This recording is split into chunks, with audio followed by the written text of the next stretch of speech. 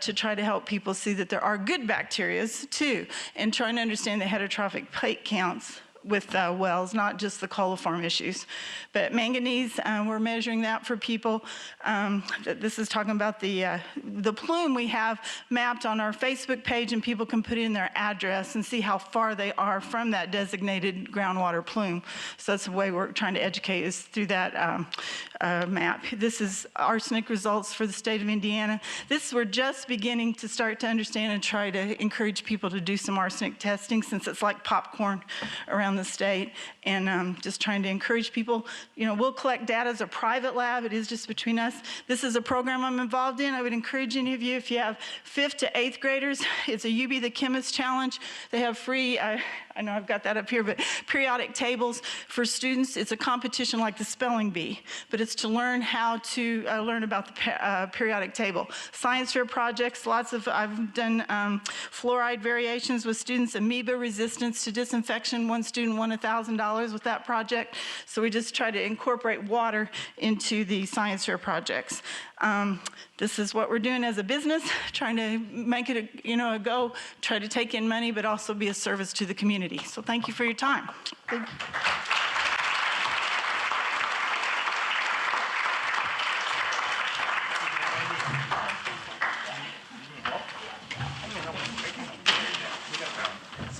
You sure? Okay. Does my help?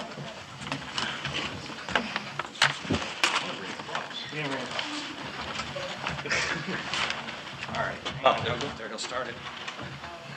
All right, so the next speaker is Jim Starbird from RCAP Solutions. He's based in Massachusetts, I know that much. And he's talking about gathering information prior to a well assessment, which is a fun task, I tell you. All right. Good afternoon, everybody. I wanted to use this topic because I felt, as doing these well assessments, the more information I could gather prior to being on site with the homeowner, the more information I could give them, whether it be about their well, the septic system, any other questions they might have had. So, being prepared is being the biggest thing. A little bit of myself, I'm a program research specialist for RCAP Solutions. I work in the Northeast branch of the RCAP network in Mass, Connecticut, and Rhode Island. I'm a former local public health sanitarian, so I feel that I've worked on both sides of the fence. A little bit on RCAP Solutions. We're the Northeast branch of the RCAP network. Our area is Maine to Pennsylvania. We also have some state-specific programs, rental assistance programs. We missed that one. Okay, community resources. We conduct well assessments for homeowners, private well training, sanitarians and homeowners. We also work with the state and local health departments to help promote public health and private well initiatives. During our day job, we also do assist small water and wastewater systems through federal grants. We also do trainings for water and wastewater operators, CEUs, and trainings and technical assistance for wastewater boards and our staff. So on to the information. The biggest things I like to gather prior to is the well logs, septic records, local private well regulations, registry of deeds, USGS groundwater monitoring wells really came in handy last year with the drought. God, I'm way behind. Okay, this time I'm going to focus on the well log. Water quality sampling information is sometimes in there. There's also other information on the well. Septic records as well gives me a lot of information as built. Sometimes helps me locate the well. But I work in 3 states, so gathering that information, 3 ways of doing business in each one of the states. So gathering that information is a challenge depending on what state I'm working in at the time. I'm actually slow on that one. All right, so tri-state region well assessments.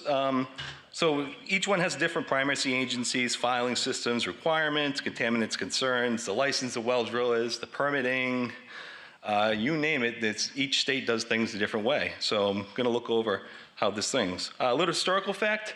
Massachusetts is a home of the first health department in the U.S. in 1799 in Boston. It was formed to fight an outbreak of cholera, so you could say it's the first drinking water primacy agency.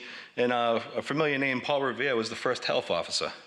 Massachusetts, just like Pennsylvania, does not have a private well program, and we don't have statewide private well regulations. There's 351 boards of health, and each one of them has to adopt their own regulations for wells. If they do not adopt them, there is no regulations.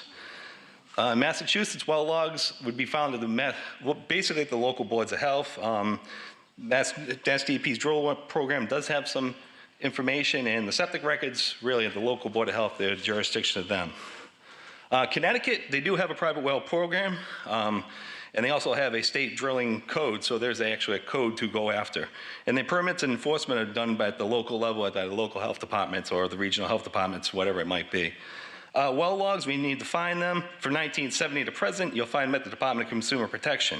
If it's 1952 and 1969, they'll be at the Department of Energy and Environmental Protection. So you really got to find out when the well was drilled to even find the records. Rhode Island, they also have their own private well program and a state private well code, so everything is standardized. But permits and enforcement are done by local building officials as opposed to health offices. Well logs you would find at our RIDPH private well program as well as the local building department, and septic records as